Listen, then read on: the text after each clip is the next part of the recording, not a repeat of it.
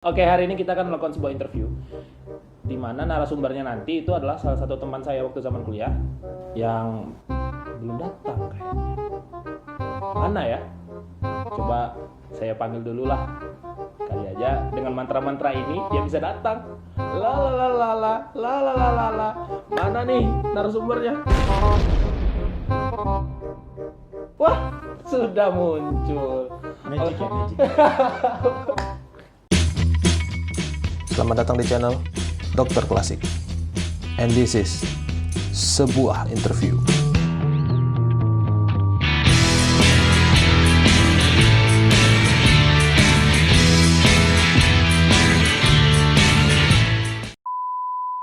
Oke, itu tadi profilnya sudah tahu semua ya. Ini dengan Dokter Arvin Aditya. Asik nggak tuh?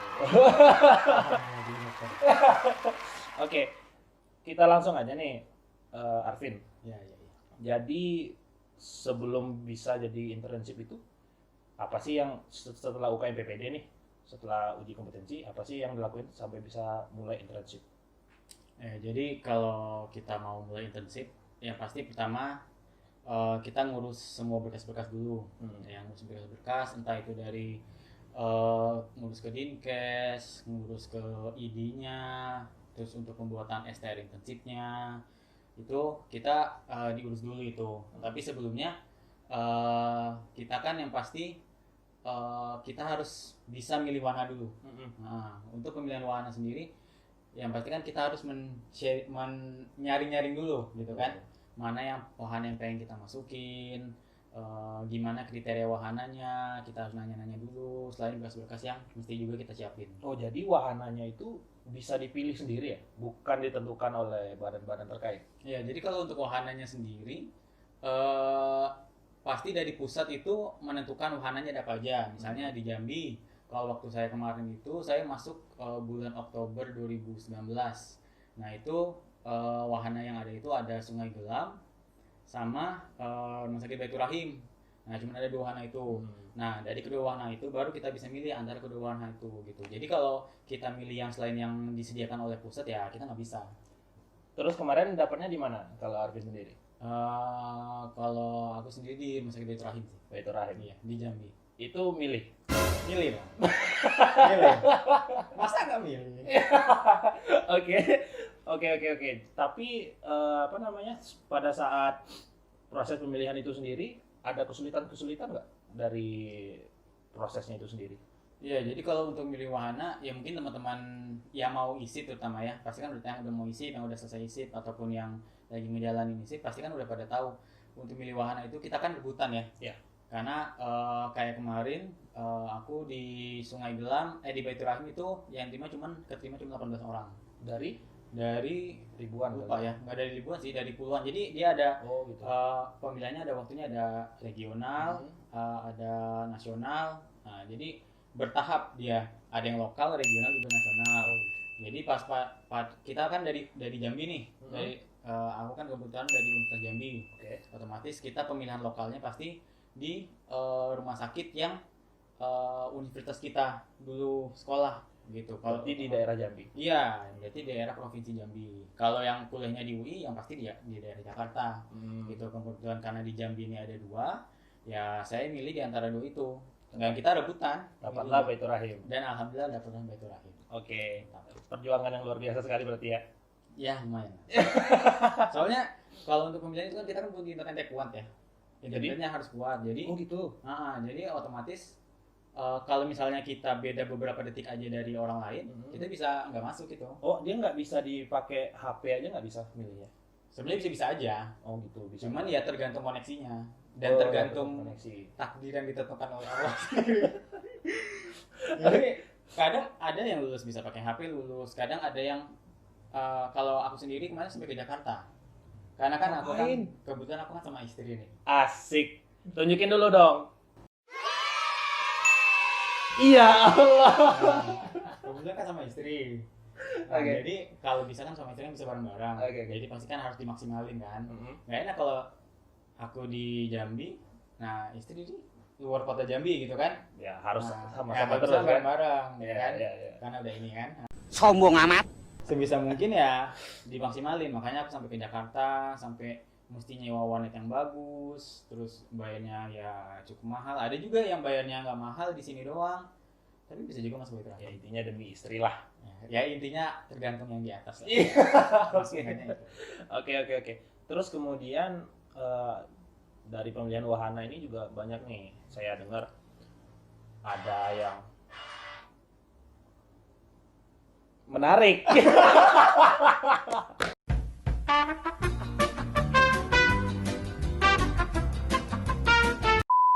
Jadi pada saat pemilihan wahana nih, saya banyak dengar tuh tentang yang sampai komputernya crash lah, sampai yang servernya down lah, sampai yang kayak bayar puluhan juta cuma sekadarnya. Itu bener nggak sih?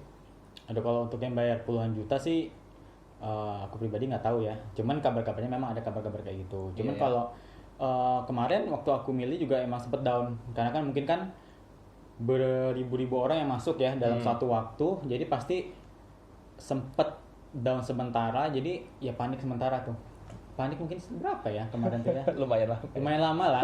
Panik nunggu sampai aduh nggak bisa, tapi lama-lama akhirnya bisa juga. Berarti masalah server yang down ini udah dari tahun ke tahun sama aja terus ya? Kayaknya iya deh. Iya ya. Aku rasa iya kayak gitu. Berarti Anda, hey, yang bikin server. Hei, wahai pusat.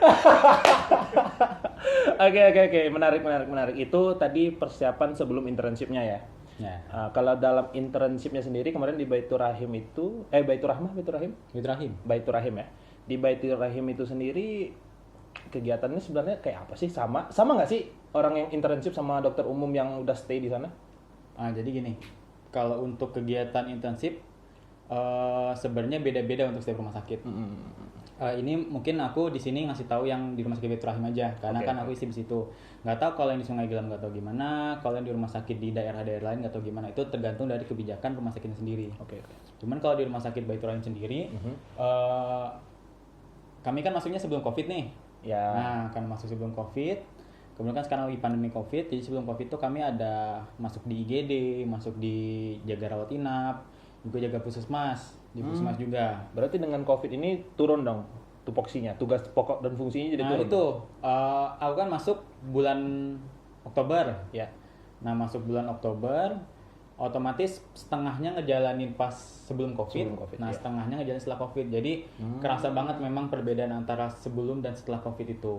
Nah untuk tupoksinya sendiri sebenarnya kalau aku pribadi, namanya internship itu kan jatuhnya kayak dokter magang ya. Iya. Dokter baru lulus dia magang Tapi digaji. di suatu daerah tapi digaji. Nice. Karena digaji.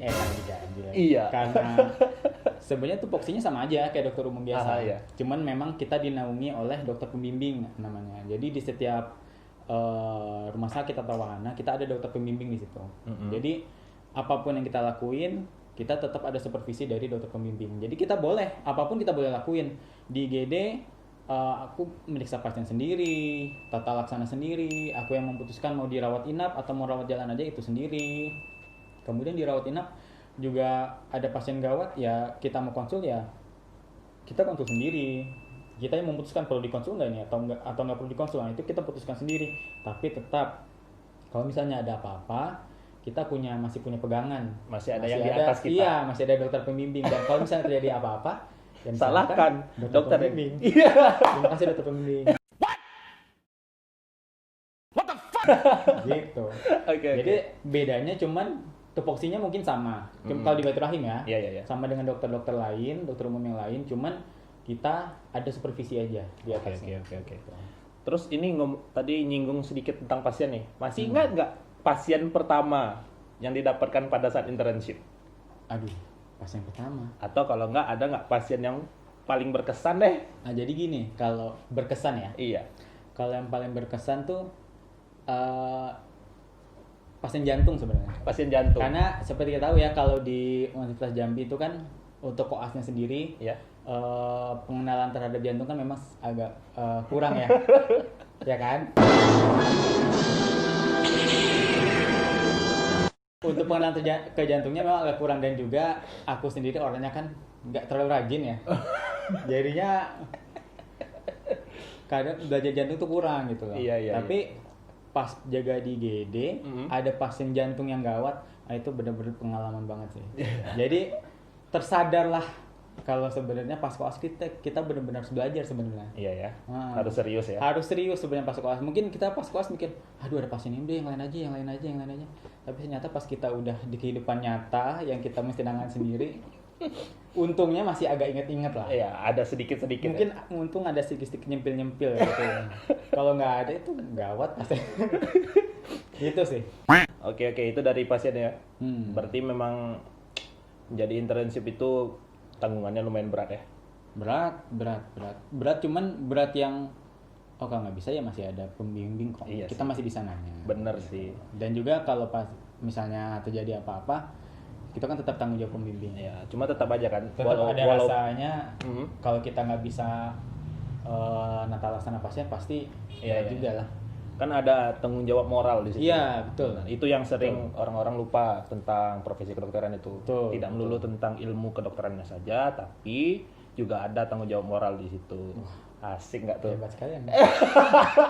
Setelah internship, jadi yang paling beda pada saat sebelum dan sesudah COVID itu apa sih sebenarnya? Apakah ada contohnya penggunaan ASMAP kemarin atau ada yang lain? Kalau yang paling beda sih yang aku rasain sih dari pasien sih. Pasien. Jadi pasien tuh pas zaman COVID, terus dan juga kalau di Jambi ini kan dikit kan pasien COVID ya. Iya. Ibaratnya maksudnya bukan dikit ya, nggak sebanyak di daerah lain gitu ya. Baru 200-an kalau nggak salah. 4 Pokoknya meninggal. nggak sebanyak di daerah lain. Iya. Nah, jadi kalau untuk penanganan COVID sendiri di Rumah Sakit Baitur Rahim sendiri, di Rumah Sakit Pasai Isip, Ya. itu nggak terlalu gimana banget karena pasien COVID juga hampir nggak ada gitu. Cuman untuk pasien lainnya emang menurun. Mungkin menurunnya bisa sampai 50% yang biasanya mungkin sehari sekali jaga tuh bisa sampai 20 pasien, bisa sampai 15 pasien. Ini paling cuman 7-10 pasien. Jadi menurun lah pasiennya. Dan juga ya penggunaan hazmat itu, baju yang panas-panas. Baju astronot sangat tidak nyaman. tidak nyaman ya, tapi buat safety. Ya. Sehubungan sama pasien tadi yang menurun, itu tuh apakah kemudian berdampak sama honor nggak? Karena pasiennya menurun. Enggak, kalau intensif pasien nggak ada pun kita honornya tetap. Karena Gitu kan ya? honornya kan dari pusat. Enak ya? Enak, alhamdulillah. Duduk-duduk Iya. berapa nominalnya? Sekitar gitu lah. Iya. Kalau di sini, kalau di Jambi UMR ya? sekitar 3 juta lah, 3 juta, 3.100 sekitar segitu. Tapi kalau di Rumah Sakit Baitur Rahim ada insentifnya, Pak. Ada insentifnya. Jangan-jangan itu yang mendorong Anda memilih Baitur Rahim. Iya, itu salah satunya. Betul, karena kami butuh fulus. The money is always right. Kalau misalnya nih ada beberapa orang kan menilai dokter itu kayak sebuah profesi yang wah gitu, maka kemudian minat menjadi dokter itu kan jadi tinggi gara-gara prestis dari profesinya itu sendiri. Makanya kemudian gara-gara demand masyarakatnya tinggi, jadi untuk masuk ke kedokteran jadi mahal. Bener nggak sih? Arvin sendiri setuju nggak kalau misalnya dibilang dokter tuh profesi yang khusus buat orang-orang tertentu aja? Gitu. Misalnya yang punya garis keturunan gitu, Darah biru gitu darah biru, Nah. anak dewa. Sebenarnya enggak juga sih. Iya. Kalau kita ngelihat suatu pekerjaan apapun itulah, nggak cuma dokter, mau jadi dokter, mau jadi guru, mau jadi arsitek, mau jadi apa, itu tergantung dari pribadinya juga. Iya. Gimana kita menilainya? Kalau aku pribadi memang aku menilai dokter itu lebih dari yang lain. Aku pribadi ya. Iya. Pendapat pribadi. pendapat pribadi. Disclaimer dulu nih. Iya, pendapat pribadi ya. Debatable kok. Oke. Makanya aku memilih dokter. Memilih dokter. Cuman ya kalau orang beranggapan guru lebih bagus, guru lebih pahlawan tanpa tanda jasa, ya itu kan pendapat pribadi. Iya. Iya. Jadi kita nggak bisa menilai kalau dokter tuh lebih gini makanya bayaran uangnya lebih mahal atau gimana. Itu tergantung dari pribadi. Kalau kita pribadi memang menjadi dokter mau bayar semahal apapun kayaknya ya kita coba pasti kita perjuangin lah. Oke. Itu ngambil dari beasiswa atau gimana kan. Menurut Arvin sendiri nih, apa sih yang sebenarnya perlu disiapin oleh orang-orang yang sekarang lagi, teman-teman yang sekarang lagi koas, yang lagi preklinik, atau yang baru mau masuk kedokteran? Apa sih yang perlu disiapin untuk menghadapi internship yang berat ini? Ya, jadi kalau aku pribadi ya, karena aku ini kan orang yang jarang belajar nih. Asik, merendah dia. Bener. Maksudnya ilmunya tuh nggak sebanyak teman-teman lain lah mungkin. Jadi dan aku sadar ternyata di internship ini kita tuh harus bisa. Iya. Apapun kita harus bisa. Kita kan harus mandiri gitu ya. Kalau di internship ini semua kita kerjain sendiri. Kita di atas supervisi itu bukan untuk nanya, Kak ini obatnya apa? Bukan untuk nanya gitu. Bukan ya. Cuma untuk nanya, ini nanti internshipnya selanjutnya ngapain lagi? Paling gitu-gitu aja. Bukan nanya, pasien ini tata laksananya apa? Bukan kayak gitu. Itu tergantung dari kita pribadi. Iya. Jadi kalau menurut aku, sebagai orang yang jarang belajar waktu koas atau preklinik, jadi cobalah untuk teman-teman, adik-adik semua, teman-teman sejawat semua, ya kita mulailah belajar. Mulailah belajar. Walaupun udah koas, belajarlah. Mulailah. Jangan tekun. Mulailah. Jangan takutnya. Nanti kayak aku dulu soalnya intensif. Iya ya. Ada pasien tiba-tiba kaget, bingung apa nih waktunya. Belum, jangan sampai kayak gitu. Jangan sampai kayak gitu. Jadi mulai dari sekarang dicicil ya. Iya, Istilahnya dicicil sedikit, lama-lama menjadi bukit. Asik. Karena pengalaman pribadi kayak gitu. Lalu setelah internship sendiri nih, sekarang kan berarti udah selesai internshipnya kalau nggak salah ya? Udah, sudah selesai kemarin. Dari Sebenarnya aku internship kan harusnya 1 tahun. Internship tuh programnya 1 tahun. Ya. Dari bulan Oktober tahun kemarin harusnya sampai bulan Oktober tahun ini. Cuman masalahnya karena COVID. Dapat potongan gitu ya? Dapat potongan, nggak tahu alasannya apa. Cuman mungkin karena COVID kali ya. Dapat potongan 2 bulan. Jadi bulan ini udah selesai sih. Harusnya sih Oktober nanti selesainya. Berarti bisa dikatakan udah selesai lah sekarang. Udah selesai, semuanya udah selesai, tinggal nunggu STR, Pak. STR. STR-nya Loh, belum berarti keluar. nganggur dong sekarang? Iya. Pengangguran dong? Pengangguran. Lulusan dokter, pengangguran? Pengangguran banyak acara tapi. Oh, banyak acara. Acaranya apa? Apa? Ngurus anak. No, I am your father. Berarti bisa nganggur juga ya? Walaupun lulus dokter? Iya. Bisa jadi Nganggurnya bukan pengangguran. karena nggak dapat kerjaan, tapi Karena? karena STR-nya belum keluar aja. Apa sih STR? Nah, STR itu surat tanda STR apa? Registrasi. Surat tanda registrasi. Iya, kalau friend dulu ya. Oke. Kalau udah ada STR, insya Allah ada lah jalannya. Ada lah Berdoa jalannya. aja, saya berdoa. Tapi tetap harus usaha. Iya, tetap harus usaha. Duduk-duduk Betul. di rumah juga nggak dapat kerjaan, guys. Selama selesai internship nih, selain ngurus anak tadi nih, ada nggak sebenarnya yang bisa dilakuin oleh dokter sambil nunggu STR ya? Sebenarnya sih banyak ya. Sebenarnya banyak. Banyak yang tidak menghasilkan uang sebenarnya. Banyak yang tidak menghasilkan Kayak uang. misalnya kalau kita mau sekolah lagi, Bisa. nah kita bisa persiapan mulai fokus dari setelah ISIP ini, mulai fokus untuk belajar, nyicil belajar TOEFL, nyicil belajar fisiologinya kita belajar, kita ulang-ulang lagi, terus kita bersemedi lah menentukan mau berlanjut sekolah atau gimana, itu kan bisa. Banyak yang bisa lakuin. Cuman kadang juga kan ada yang ngisi-ngisi klinik sebelum ada suratnya, atau ngajar-ngajar. Ada juga kan teman-teman juga yang ngajar di suatu bimbel kayak gitu. Banyak sih sebenarnya bisa dikerjain yang positif. Cuman memang untuk menghasilkan uang, kalau untuk uang ya, Iya. ya memang belum, karena kan STR-nya belum ada. Kecuali mau ngajar, kalau mau ngajar bisa. Bisa. Ngajar bimbel. Besok kita ajak narasumbernya guru bimbel. Iya. Iya. Bagus tuh. Saya punya kenalan satu. Ada. Ada. Berarti bisa kita ambil kesimpulan gitulah ya. Jadi dokter itu berarti sebenarnya harus memang kayak jadi suatu panggilan jiwa gitu ya. Kalau nggak tulus ngerjainnya juga nggak ini. Atau mungkin lebih ke arah semua profesi pada dasarnya kalau kita nggak tulus ngerjainnya itu ya hasilnya juga nggak bakal maksimal. Betul nggak, Pet? Betul. Apapun lah profesinya. Ya kita harus sebisa mungkin jangan mikirin uang lah, karena kan tahu sendiri lah kan kalau zaman sekarang dokter tuh kayaknya untuk uang Iya. nggak kayak dulu lah, Betul. nggak terlihat seperti dulu. Jadi ya kalau moralnya ini, ya Allah bisa lah berjalan. Ya yang penting tetap pada jalannya gitu ya. Betul. Jangan banyak belok-belok. Nggak apa-apa berarti sedikit. Iya. Oke lah, Vin. Oke. Terima kasih udah hadir hari ini. Siap.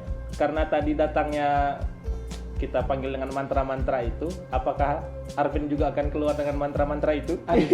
Susah ilmunya udah hilang. Udah hilang ya. Hilang. Oh, ya udah deh, oke deh kalau gitu. Terima kasih yang udah nonton. Jangan lupa like, share, comment, and subscribe. Iya Allah. Punya channel juga nggak si Arvin ini? Biar kayak podcast kebanyakan. Nanti di sini. Oke deh, terima kasih. Selamat malam. Kok selamat malam sih? Terima kasih telah menonton video ini. Konten kami tentang dunia kedokteran, dokter dan mahasiswa kedokterannya. Dokter aja udah. Jangan lupa like, share, comment, dan subscribe. Notification bell-nya juga. Ya udah sih, nonton aja udah.